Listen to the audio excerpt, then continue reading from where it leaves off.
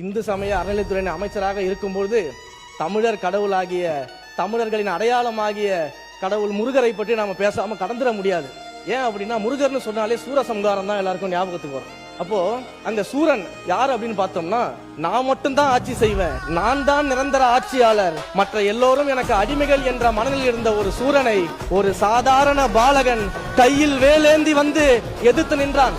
அப்ப அந்த சூரன் சொன்னாராம், இந்த சின்ன பையனா என்னை எதிர்த்து போர் புரிய போறான், இந்த சின்ன பையனா என்னை எதிர்த்து வென்று விட போறான் அப்படின்னு ஏளனமா பேசினாராம்.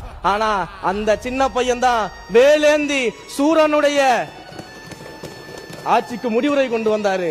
அதே சூரன் தோல்வியுற்ற பிறகு அந்த முருகரை பார்த்து பாடுறாராம், கோலமா மஞ்சை தண்ணில் குலவிய குமரன் தன்னை பாலன் என்று இருந்தேன், பரிசிவை உணர்ந்திலேன் யான் அப்படின்னு பாடுறாராம். சின்ன பையனை நினைச்சு நான் சாதாரணமா விட்டுட்டேன், ஆனா என்னையவே தோற்கடிப்பார்னு எனக்கு இப்பதான் தெரியும் அப்படின்னு சூரன் முருகரை பார்த்து பாடியதாக பாடல்கள் எல்லாம் இருக்கிறது.